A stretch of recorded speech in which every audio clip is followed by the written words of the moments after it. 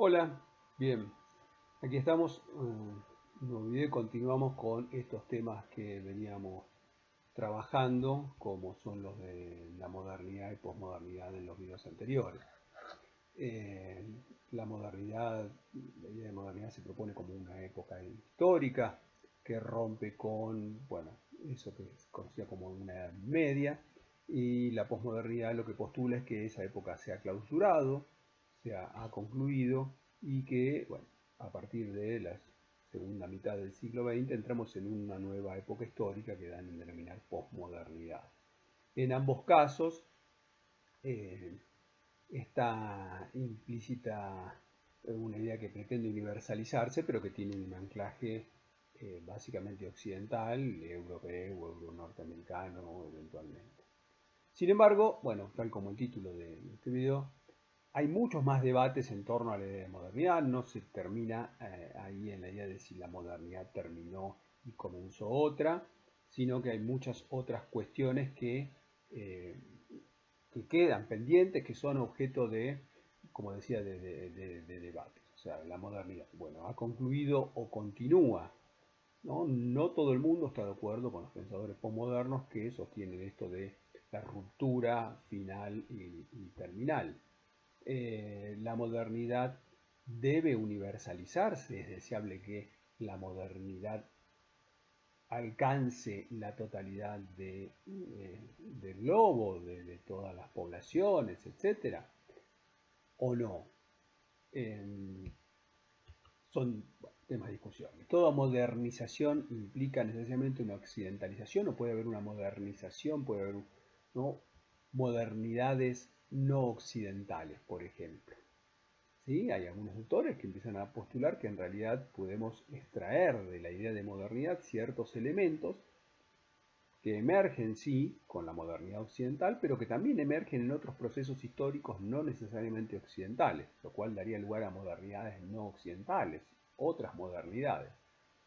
Las modernidades nos han traído más ventajas que desventajas o al revés, ¿no? Este es un tema que es papa caliente hoy por hoy, ¿no? La discusión en tal sentido. O sea, bueno, sabemos que la modernidad nos ha traído grandes cuestiones, grandes ventajas, pero eh, han sido solamente ventajas o también han traído aparejadas complicaciones. Es el típico cuestión de, bueno, el desarrollo industrial y todo lo que trae y que trae de bueno, digo, pero todo lo que trae aparejado en términos ambientales, bueno, ese por ejemplo puede ser una de los casos.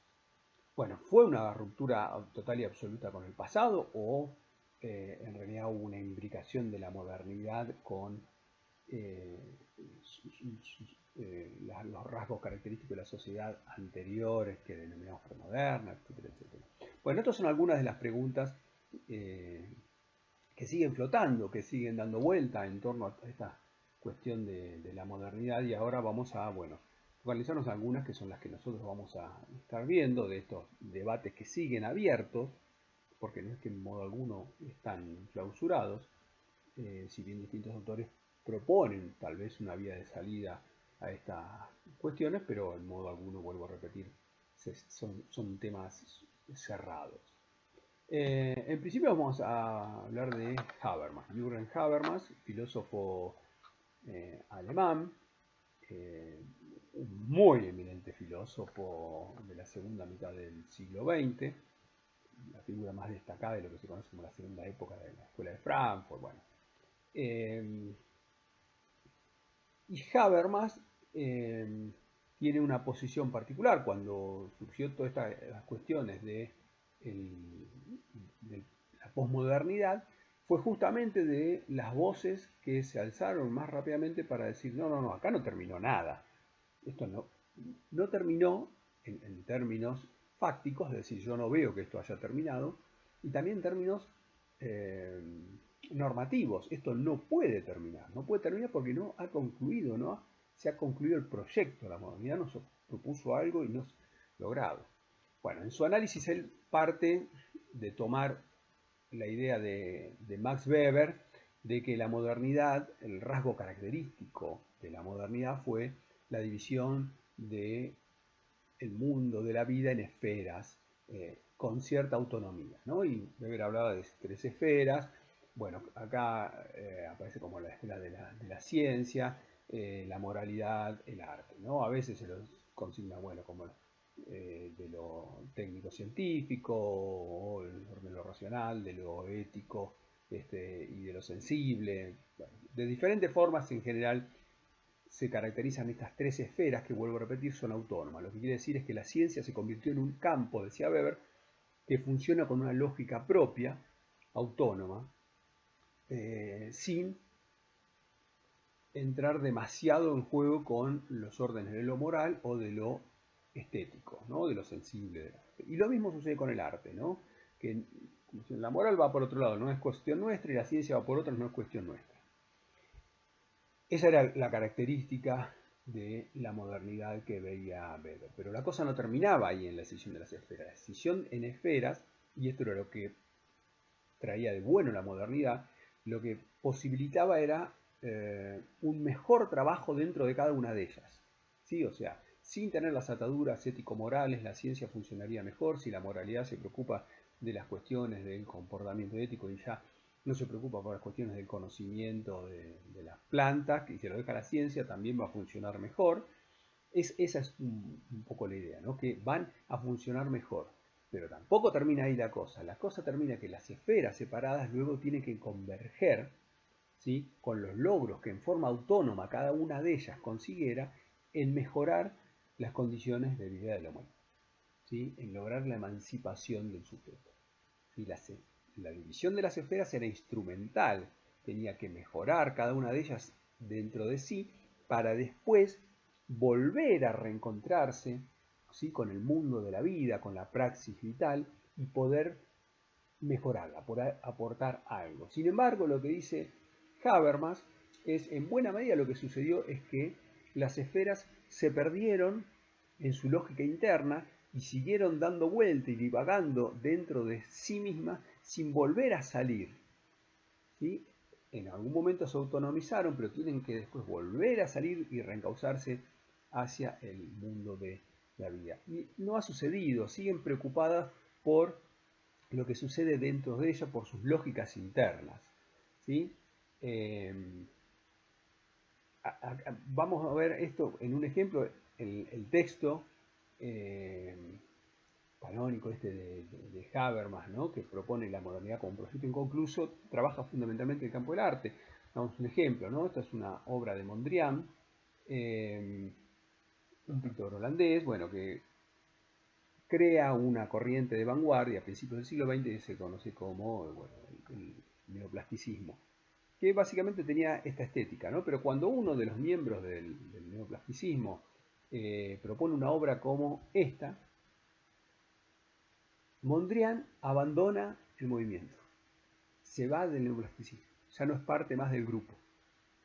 O sea, eso nos habla de que la preocupación es por la lógica interna, ¿sí?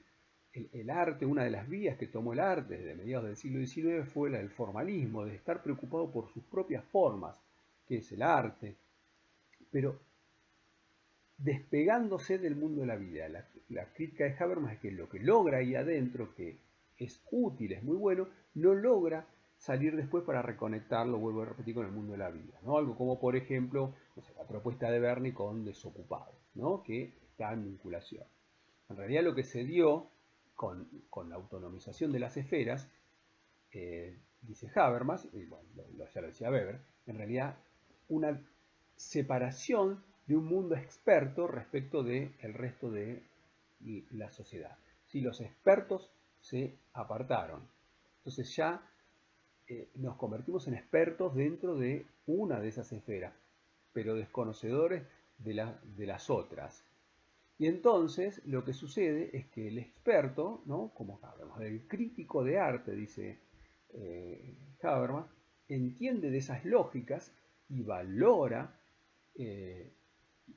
cómo la obra se comporta en relación con las lógicas internas de esa esfera, que es la del arte. Y lo mismo sucede en el campo de la ciencia o en el campo de la moral. Pero lo que propone Habermas es que para salir de eso lo que necesitaríamos es que, bueno, ya no el crítico, sino el espectador común, pudiera encontrar en la obra algo que lo recondujera a su realidad. ¿Sí? Cuando una obra, no solo la pienso, me paro frente a una obra y no solo estoy pensando esa obra en relación al contexto dentro del campo, sino que lo puedo atraer, lo puedo pensar en relación con mi realidad social, entonces ahí está reconectándose, en ese caso el arte, con el mundo del arte. Y algo similar sucede con campo, vuelvo a repetir, de la ciencia o de la moral, ¿no? Bueno, esta es la idea de Habermas. Como no han conseguido eso, las esferas no han logrado eso, la modernidad no puede terminar, tiene que concluir, tenemos que lograr hacer ese proceso. ¿Sí? Que Habermas en su momento, cuando sacó este texto en los años 80, lo veía como todavía podía ser, dice, todavía hay algo para hacerlo a la modernidad. Tiene que lograr ese proceso y con eso lograr la gran apuesta de la modernidad, que era la emancipación del sujeto. Vamos a ver ahora otro pensador, en este caso Rodolfo Kusch.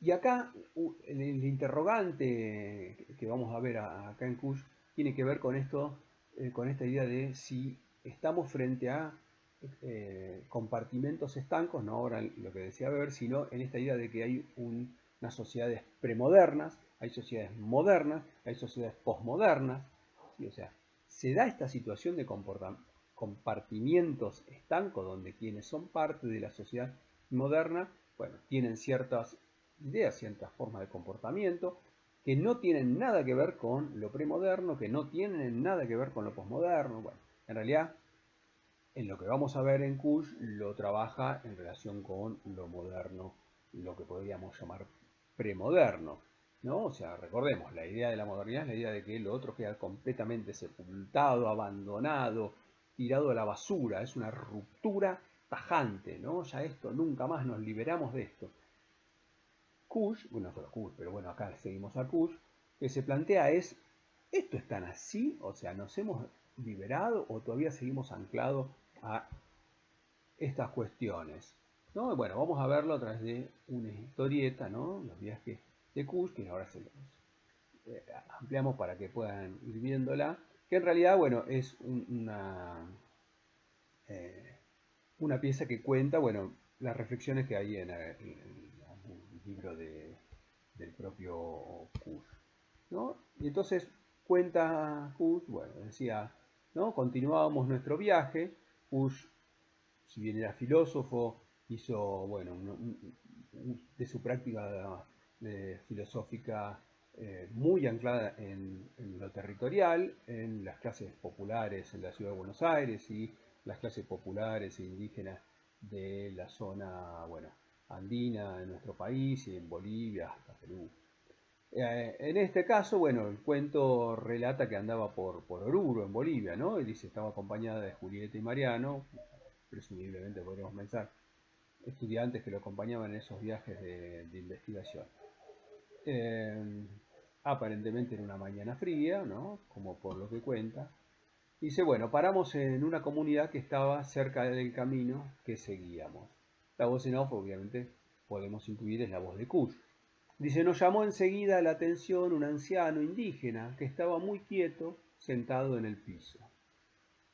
Buenos días, mi nombre es Rodolfo Kusch, se presentó.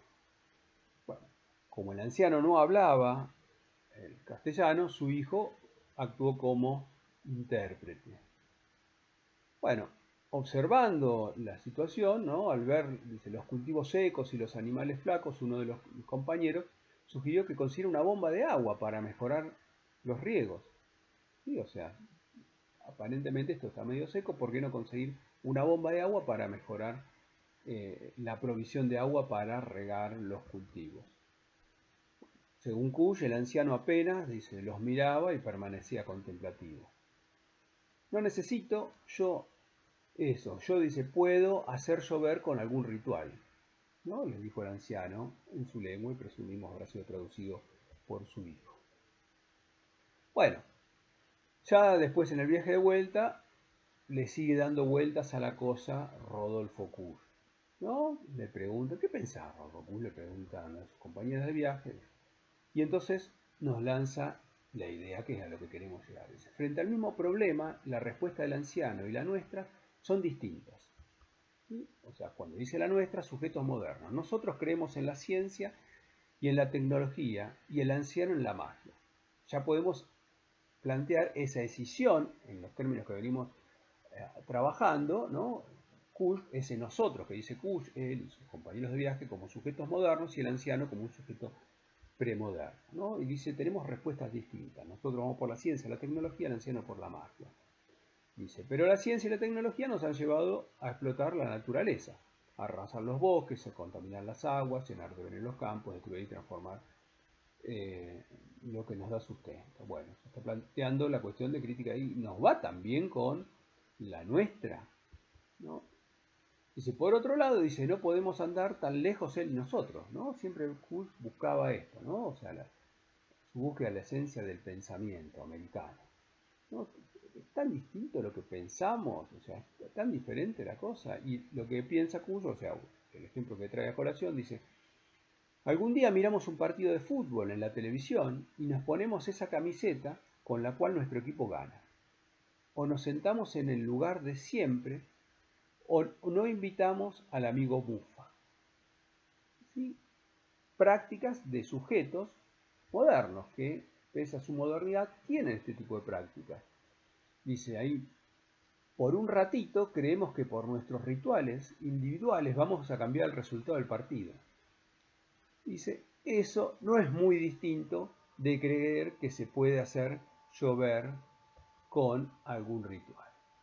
Bueno, paramos la camioneta en una linda tarde como para detenernos a contemplar, ¿no? Tal vez, bueno, en ese punto de contacto tal como lo hacía el anciano. La idea de Kush es que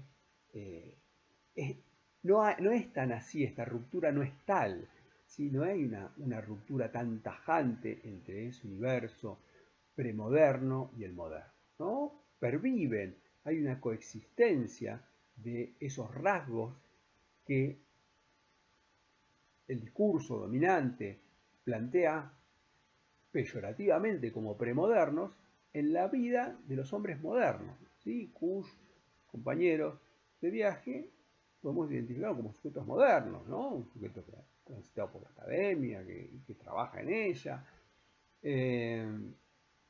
Sin embargo, dice, bueno, pese a todo esto, ¿no? O sea, el más racional de los científicos, cuando llega el mundial, el próximo mundial del 2026 se va a poner la camiseta que utilizó en el del 2022 de Messi, porque fue con la que salimos campeones, porque dice, no, no, con esta, y probablemente ni siquiera la haya lavado. Esa práctica no tiene mucho de racional, no tiene mucho de moderna, y sin embargo sigue coexistiendo con las prácticas propias de la modernidad. Bueno, eso es lo que pone en entredicho Kush, que no es el único que pone esto en entredicho. Bastante más acá en el tiempo, ¿no? Kush muere en el año 1979 y bastante decía más acá en el tiempo, ¿no? Aparece un libro de Bruno Latour, un sociólogo francés, esto es un texto de los 90 más o menos, donde él plantea, nunca fuimos modernos, ¿no? Como bien desafiante el título, nunca fuimos modernos. Está hablando un sociólogo francés, ¿sí? Que podemos pensar, bueno, tendrá una continuidad con la ilustración, ¿no? Pero sin embargo él dice, nunca fuimos modernos. Bueno, ¿por dónde pasa la idea de Latour? Bueno, primero por plantear, trata de entender, de caracterizar qué entender por modernidad, ¿no? Y la modernidad dice, bueno, básicamente lo que el puntapié inicial, lo que es lo más elemental y constitutivo de la modernidad para Latour es esa escisión que hicimos entre el hombre y la naturaleza, ¿sí? O sea, el hombre deja de ser parte de la naturaleza y se abstrae, ¿sí? Toma un lugar diferente y distante con la naturaleza. La naturaleza es un otro radical respecto del hombre, ¿sí? A este proceso, Latour es lo que denomina constitución moderna, ¿no? Obviamente si hizo eso la modernidad es porque no siempre y no todas las sociedades el hombre se ve a sí mismo como escindido de el orden de lo natural, sino como parte de, ¿no? Bueno, nosotros nos escindimos de lo natural. Hasta tenemos incluso un primo de esta decisión, que es la decisión cuerpo-mente, ¿no? Donde la racionalidad moderna nos llega a plantear la idea de, bueno, ¿y quiénes somos nosotros? Y nosotros somos nuestra mente. Hoy día las series distópicas de ciencia ficción, Netflix juegan con la idea de la continuidad de la vida, de la posibilidad de búsqueda de la vida eterna. Pero como lo hacían las series modernas, todavía, pero no como lo hacían las series modernas, sino que intentaban, bueno, a ver si podemos meter a Walt Disney en un congelador y descongelarlo y revivirlo cuando sepamos cómo curar su mal, o tratar de hacer que el cuerpo perdure para siempre, para que contenga la mente, sino que hay muchas series que fantasean con la cuestión de, bueno, si no podemos hacer una suerte de backup de nuestra mente, ¿sí? Y decir, bueno, el cuerpo se, se va a ir, si el cuerpo va a morir, va a perecer, pero nuestra mente va a poder seguir como un backup en algún tipo de dispositivo tecnológico. Y si nuestra mente está, lo que están diciendo es, lo que sigue es el sujeto. ¿Sí? Ese yo va a seguir perviviendo ahí, en ese dispositivo. Bueno, eso puede suceder por esto justamente, porque podemos escindirnos de la naturaleza y podemos escindirnos, pensar que nosotros no somos nuestro propio cuerpo, ¿no? Cosas así llegamos a plantear. Bueno, otra de las ideas centrales que acompañan esto para Latour es la idea de un tiempo, una forma de temporalidad particular que es la moderna, que es lineal y acumulativa. La idea lineal, que básicamente es la idea que todos tenemos en la cabeza de tiempo, ¿no? Digo, en realidad más que explicar la concepción moderna, lineal y acumulativa, lo que habría que pensar es que puede haber otras, ¿sí? El lineal lo asociamos a esta idea de la línea del tiempo, el tiempo sucede, hoy es después del ayer y mañana será después de hoy, ¿sí? Y así sigue haciendo, ¿no? Lo acumulativo es central para la modernidad, esta idea de que vamos acumulando saberes, conocimientos, vamos acumulando cosas, acumulamos riqueza, ¿no? O sea, es un tiempo en el cual, a medida que va transcurriendo el tiempo, vamos sumando cosas, ¿no? Y el tiempo nos aporta más, o sea, es un tiempo donde tenemos más, ¿sí? Eventualmente eso acumulativo puede ser, no tiene que ser cuestiones materiales, puede ser, como vuelvo sobre lo que decía con Habermas, la promesa de la emancipación del sujeto. Es acumulativo el tiempo porque cada vez vamos estando más cerca de la emancipación del sujeto, de librarnos de todas las ataduras y las estructuras de dominación que pudieran haber. Por ejemplo, si en ese sentido es acumulativo, estamos más cerca y no estamos acumulando cuestiones materiales. Bueno, esta es la idea del tiempo moderno, pero el tiempo pudiera no ser necesariamente así, ¿sí? O sea, en realidad rompe un poco con ciertas cuestiones que tendrían que ser las que la experiencia fáctica, las primeras que nos viniesen, ¿no? Como el tiempo cíclico. O sea, si al sol le sigue la luna le sigue el sol, y así sucesivamente, bueno, el ciclo del día, ¿no? Es la repetición, y el ciclo de las estaciones, otro tanto. Eh, bueno, sin embargo, la modernidad constituyó como canónico esto del tiempo moderno, ¿sí? El tiempo moderno lineal y acumulativo, y donde ahí se dan las rupturas, ¿sí? Sin embargo, lo que dice Latour, ¿no? Plantea la idea de un tiempos múltiples. Tiempos múltiples coincide con lo que planteaba Kuhn, ¿no? La idea de que el tiempos múltiples es que tenemos que coexisten los tiempos premodernos y modernos.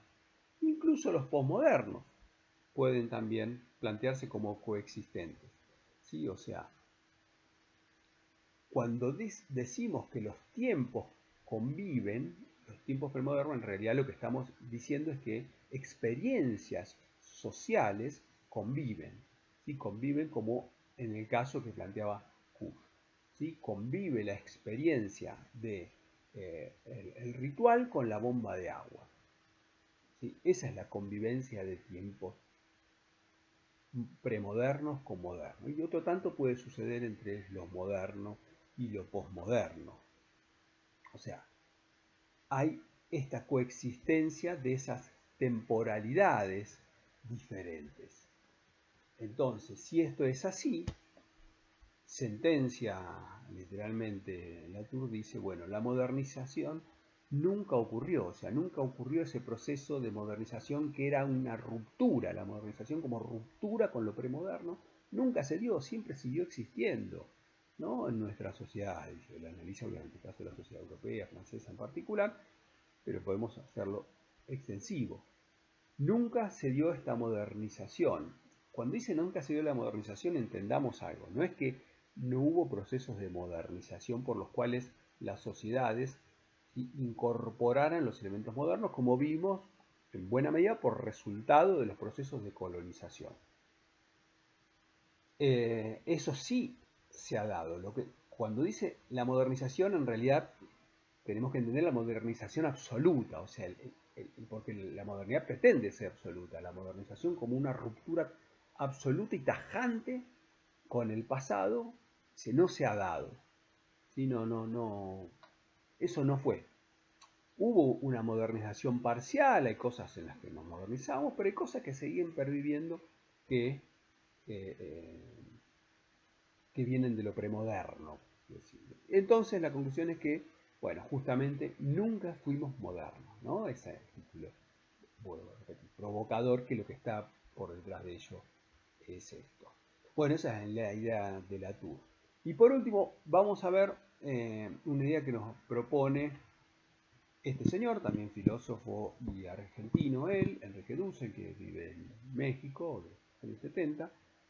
Y en este caso, Dussel problematiza otra cuestión, ¿no? Y es el tema de la universalidad. ¿Recuerdan que pusimos entre los primeros planteos, ¿no? Esta idea de que la modernidad es universal, tiene que ser universal, y tiene que universalizarse, ¿sí? Discute con esa idea Enrique Dussel centralmente. Y para ello, vamos directamente a la idea de lo que propone Dussel, es una idea de transmodernidad, ¿sí? Una idea de transmodernidad que está asociada a un multiverso, ¿sí? El mundo transmoderno será multiversal, ¿no? El mundo moderno aspira a ser universal, aspira a encontrar cosas que sean de validez universal para todos los hombres, en todas las sociedades, en todos los lugares del mundo y a través de toda la historia, de hoy y para siempre. Eso es la idea de universalidad, ¿sí? Y la idea de multiversalidad lo que implica es que, bueno, habrá ciertos elementos que tengan validez para ciertas sociedades y ciertos elementos que tengan validez para otras. Y habrá que encontrar la forma de que puedan coexistir, ¿no? Esa idea del multiverso que hizo popular el zapatismo mexicano, ¿no? Esa idea de un mundo donde convivan muchos mundos, ¿sí? Bueno, para ello, dice, en realidad, se arranca desde la modernidad, ¿no? Y lo que dice, bueno, la modernidad básicamente, ¿sí? es un proyecto que tiene aspiración de universal, pero hecho por unos cuantos. Dice, ¿no? O sea, es fundamentalmente un proyecto occidental europeo y de Europa occidental más específicamente, donde, bueno, se sentaron y como estos señores, ¿no? Cortaron el mundo en tajadas como les parecía, y armaron a su antojo, bueno, un orden para toda la humanidad que pretendía, ¿no? Pero sin embargo, bueno, ¿quiénes son esos constructores de la humanidad? ¿No? La clave para Dussel viene, ¿no? De ahí. Bueno, los constructores de la modernidad básicamente, ¿no? Eran varones, europeos, blancos, cristianos, burgueses, letrados, y esos eran los sujetos que intervinieron en esa construcción de la modernidad. Incluso cuando se construyó la modernidad en la Europa occidental, Dussel adhiere a la idea de que la modernidad comienza con el descubrimiento de América. Estas discusiones ya lo hemos visto, a diferencia de quienes piensan que comienza con la Ilustración, pero lo cierto es que siempre estamos frente a esta caracterización de los sujetos que le dieron forma. ¿Sí? Varones, europeos, blancos, cristianos, burgueses, letrados, podemos decir, unas cosas. Entonces, si estos fueron los constructores de la modernidad, ¿sí? La transmodernidad, dirá Dussel, tiene que ser una construcción desde la exterioridad, ¿sí? Desde la exterioridad de la modernidad misma. Pero también la modernidad misma, ¿no? Cuando digo exterioridad no hay que pensarlo en términos exclusivamente geográficos. Sí en términos geográficos. La modernidad fue europea, hay que pensarla desde otras latitudes. Pero la modernidad, ¿sí? Fue un proyecto masculino y lo tienen que pensar las mujeres. La modernidad fue un proyecto de una particularidad étnica, ¿sí? Blanco, europeo. Otras etnias tienen que participar. Cristianos, bueno, otras religiones tienen que también participar de esa construcción, de esa transmodernidad, ¿sí? Una construcción de las exterioridades. Esto es lo central en la idea de Dussel. ¿Y cómo es esta construcción? Bueno, lo primero que él dice es que esos colectivos que han sido marginados por la modernidad, que han quedado como en el exterior de la modernidad, lo primero que tienes que hacerse es conocerse a sí mismo, ¿sí? O sea, saber quiénes son, recuperar sus memorias, revalorizarse, porque la modernidad, esto es central en la idea de Quijano, un sociólogo peruano, tuvo un logro muy grande, que es pensar que ciertos sujetos, que eran los modernos, se entendían como superiores a los otros, los no modernos. La particularidad de la modernidad es que logró convencer a esos sujetos de que también eran inferiores. Entonces hay que desmantelar ese dispositivo, ¿sí? Bueno, conocerse a sí mismo, recuperar su memoria, eso es una forma también de revalorizarse a sí mismo en sus particularismos, ¿sí? Que pueden tener estos colectivos que fueron la exterioridad, como decía, de la modernidad. Un diálogo con la modernidad, ¿no? Lo que dices no es, ahí van a ver en el texto, no hay una discusión de si la modernidad, si las corrientes de las que participa Dussel son antimodernas o no. Él defiende y dice, no somos antimodernos, creemos que la modernidad ha tenido cosas buenas, también ha tenido cosas desastrosas. Bueno, lo que hay es que entablar un diálogo para ver qué rescatar de la modernidad, qué puede ser rescatado, qué puede ser resignificado, que deje de ser pensado como universal para ser pensado como una parte más en una construcción pluriversal, ¿sí? Y finalmente lo que hay que promover son mecanismos de traducción, ¿sí? Porque la traducción ¿entre quién? Entre las ideas que vayan surgiendo como resultado de esa construcción de la transmodernidad entre esos otros mundos posibles. ¿Sí? Si la modernidad pretendía construir un mundo único y universal, la transmodernidad pretende construir un mundo pluriversal, o sea, donde haya muchos mundos. Pero cada uno de estos mundos tendrán que encontrarse las formas de diálogo entre ellos, y eso es el mecanismo de traducción, algo que también es central en el pensamiento de Boaventura de Sousa Santos, ¿no? El sociólogo portugués. Porque estos mecanismos de traducción nos ayudarán a encontrar las bases comunes para una convivencia, coexistencia armónica y la construcción, bueno, de ese mundo pluriversal, pero en definitiva mejor para todos, porque no es la cuestión construir muchos mundos, pero que les vaya de todo. La realidad es que, bueno, esos mundos pueden contener las aspiraciones de todos los que forman parte. Bueno, esto son algunas, como vemos, son algunas discusiones que escapan a ese esquema tan reduccionista de pensar, bueno, esto es la modernidad, acá estuvo la premodernidad, la modernidad tiró a la basura la posmodernidad, llegó la modernidad, llegó la posmodernidad, tiró a la basura la posmodernidad, instaló la posmodernidad, ¿no? Eso es un esquema muy simplista y que estas cuestiones y muchísimas otras lo que ponen es en entredicho y lo que muestran es que ese esquema no ha sido tal, ¿no? Que la cuestión es bastante más compleja de esa simplificación y que obviamente esto tiene un impacto porque, bueno, esto constituye el ethos cultural en el cual todos vivimos y seguiremos viviendo. Esperemos.